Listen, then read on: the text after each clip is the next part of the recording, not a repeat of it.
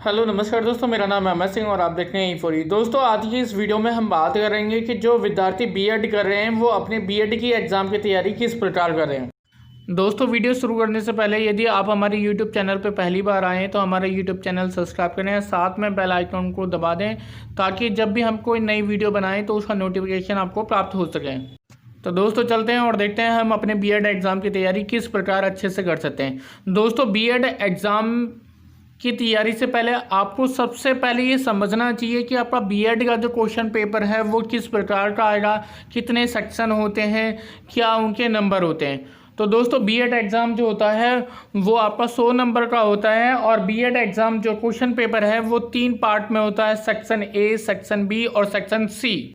तो दोस्तों सबसे पहले बात करते हैं खंड ए अर्थात सेक्शन ए की। सेक्शन ए में आपसे लॉन्ग आंसर क्वेश्चन पूछे जाते हैं अर्थात आपको दोस्तों विस्तृत उत्तरीय प्रश्नों के जवाब देने होते हैं।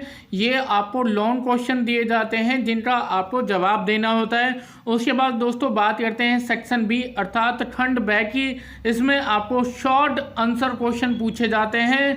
उसके बाद दोस्तों बात करते हैं सेक्शन सी अर्थात खंड सी की। इसमें आपसे वेरी शॉर्ट आंसर क्वेश्चन पूछे जाते हैं। अब दोस्तों बात करते हैं कि जो हमारा प्रश्न पत्र है वो 3 खंडों में जो विभाजित है, खंड ए, खंड बी और खंड सी। इसमें कितने प्रश्न दिए जाते हैं और कितने प्रश्न के हमको जवाब देने होते हैं और उनके जो नंबर होते हैं वो कितने होते हैं। तो दोस्तों सबसे पहले बात करते हैं सेक्शन ए अर्थात खंड ए। दोस्तों सेक्शन ए अर्थात खंड ए में 3 प्रश्न आंतरिक चयन विकल्प के साथ दिए गए होते हैं। सभी प्रश्नों के आपको जवाब देने होते हैं। प्रत्येक प्रश्न के 16 अंक निर्धारित होते हैं अर्थात दोस्तों आपको इस खंड में 3 प्रश्नों के जवाब देने होते हैं। एक प्रश्न में एक ऑप्शन क्वेश्चन दिया जाता है अर्थात यदि बात करें हम सेक्शन ए में प्रश्न संख्या 1 में, तो प्रश्न संख्या 1 में आपको 2 क्वेश्चन दिए होंगे, 2 में से आपको किसी एक क्वेश्चन का आंसर देना होगा। उसी के साथ जब दोस्तों आप सेकंड क्वेश्चन पे आएंगे तो सेकंड क्वेश्चन में भी आपको 2 प्रश्न दिए होंगे, 2 में से आपको किसी एक प्रश्न का जवाब देना होगा। उसके बाद दोस्तों तीसरा प्रश्न होगा और तीसरे प्रश्न में भी आपको 2 क्वेश्चन दिए होंगे, 2 में से आपको किसी एक क्वेश्चन का आंसर देना होगा। अब दोस्तों बात करते हैं नंबरों की। तो दोस्तों मैंने आपको बताया था कि इसमें आपको 3 क्वेश्चन के आंसर देने होते हैं और एक प्रश्न के लिए 16 अंक निर्धारित हैं अर्थात आपको 3 प्रश्नों के जवाब देने हैं। 16 × 3 अर्थात 48 आपको नंबर दिए जाएंगे इस खंड के लिए अर्थात सेक्शन ए जो है वो आपका 48 नंबर का होगा। अब दोस्तों बात करते हैं सेक्शन बी अर्थात खंड बी की। इसमें दोस्तों आपसे शॉर्ट आंसर क्वेश्चन पूछे जाते हैं अर्थात आपसे जो है लघु उत्तरीय प्रश्नों के जवाब देने होते हैं। दोस्तों इस खंड में आपको कुल 8 प्रश्न दिए जाते हैं जिसमें से आपको 4 प्रश्नों के जवाब देने होते हैं। एक प्रश्न के लिए 4 अंक निर्धारित है। इसलिए दोस्तों यदि आप 4 को 4 से मल्टीप्लाई करते हैं तो 16 आता है अर्थात खंड बी जो होता है वो आपका 16 नंबर का होता है। अब दोस्तों बात करते हैं सेक्शन सी अर्थात खंड सी। दोस्तों खंड सी में आपसे वेरी शॉर्ट आंसर क्वेश्चन पूछे जाते हैं अर्थात आपको अति लघु उत्तरीय प्रश्न दिए जाते हैं जिनके आपको जवाब देने होते हैं। दोस्तों इस खंड में आपको 9 प्रश्न दिए जाते हैं, 9 में से आपको किन्हीं 8 प्रश्नों के उत्तर देने होते हैं। प्रत्येक प्रश्न के लिए 2 अंक निर्धारित होते हैं अर्थात दोस्तों आपको 8 प्रश्नों के उत्तर देने होते हैं।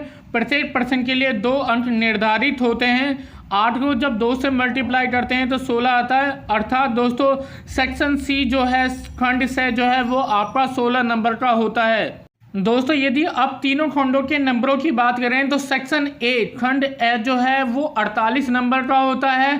सेक्शन बी खंड बी ये जो है आपका दोस्तों 16 नंबर का होता है और दोस्तों सेक्शन सी अर्थात खंड से ये आपका मात्र 16 नंबर का होता है। दोस्तों अब तक आप समझ चुके हैं कि आपका बीएड का जो प्रश्न पत्र है वो कितने नंबर का होगा और प्रत्येक खंड के लिए कितने अंक निर्धारित हैं। दोस्तों अब बात करते हैं कि आप बीएड एग्ज़ाम की तैयारी कैसे करें। दोस्तों यदि आपको कहीं से पिछले 3 साल के क्वेश्चन पेपर प्राप्त हो जाते हैं तो सबसे पहले आप पिछले 3 साल के जो क्वेश्चन हैं उनकी तैयारी बहुत अच्छे से कर लें। दोस्तों जब भी आप क्वेश्चन याद करें तो आप हेडिंग जो है विशेष रूप से याद करें, क्योंकि यदि आपको हेडिंग याद है तो आप हेडिंग के अंदर जो है वो अपने हिसाब से भी बना के लिख सकते हैं। इसलिए दोस्तों आपको हेडिंग 100% याद होनी चाहिए। और दोस्तों वेरी शॉर्ट क्वेश्चन की तैयारी के लिए मैं आपसे सिर्फ इतना कहना चाहूँगा कि आप यदि आपने कोई भी मॉडल पेपर लिया हुआ है, जैसे विद्या का लिया हुआ है या फिर सूर्य से पढ़ते हैं, तो सूर्य के मॉडल पेपर में या विद्या के मॉडल पेपर में जितने भी वेरी शॉर्ट क्वेश्चन दिए हुए हैं उन सभी की तैयारी कर लें, क्योंकि वेरी शॉर्ट क्वेश्चन जो होता है वो कभी कभी नए पूछ लिए जाते हैं। जो लॉन्ग क्वेश्चन होते हैं वो तो रिपीट हो जाते हैं, तो कई बार ऐसा होता है कि वेरी शॉर्ट जो क्वेश्चन होता है वो रिपीट नहीं हो पाता। तो वेरी शॉर्ट क्वेश्चन जो है जो भी आपके मॉडल पेपर में जितने भी दिए उन सभी पर आप विशेष ध्यान दें, वो भी आप अच्छे से तैयार कर लें। और दोस्तों क्वेश्चन के जो आंसर है वो रटने से अच्छा है कि आप उन्हें लिखना सीख लें, अर्थात बनाना सीख लें। जैसे सपोज दैट आपने कोई भी हेडिंग आपने लिखी तो उसके बारे में आप अच्छे से पढ़ लें। एक बार पढ़ने के बाद आप उसे जो है ना अपने हिसाब से लिखना जो है वो शुरू कर दें। दोस्तों यदि आपके अंदर ये काबिलियत आ गई कि आप किसी भी चीज़ को अपने हिसाब से लिख सकते हैं तो दोस्तों आपके जो प्रश्न जो हैं वो बहुत अच्छे से तैयार हो जाएँ। बहुत कम समय में आपके जो प्रश्न हैं वो तैयार हो जाएंगे और आपको जो नंबर हैं वो भी अच्छे मिलेंगे।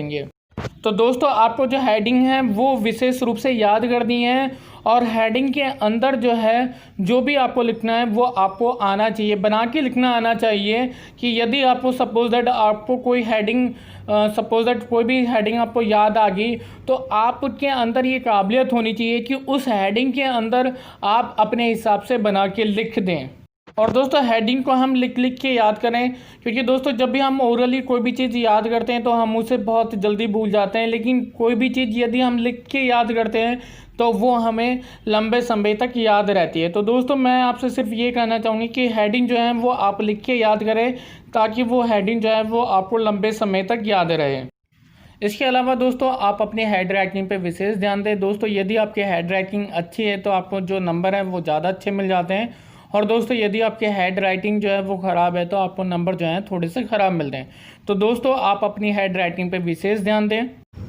और दोस्तों यदि आपके पास जो है लास्ट 3 ईयर के क्वेश्चन पेपर नहीं है तो और आपके पास कोई भी मॉडल पेपर है, जैसे सूर्य का मॉडल पेपर है या फिर विद्या का मॉडल पेपर है, तो आप उसके लास्ट में देख सकते हैं कि पिछले साल का क्वेश्चन पेपर दिया होगा, आप उसकी तैयारी अच्छे से कर सकते हैं। उसके अलावा भी जो आपको इम्पोर्टेंट लगता है उसकी तैयारी आप अच्छे से कर लें। आपको जो टीचर्स ने जो आपको इम्पोर्टेंट बताए हैं उन क्वेश्चन को भी तैयार करें। दोस्तों इस वीडियो में इतना। दोस्तों वीडियो पसंद आई तो लाइक करें, अपने सभी दोस्तों को शेयर करें और चैनल सब्सक्राइब करें। दोस्तों मिलते हैं अगले वीडियो में। जय हिंद, जय भारत।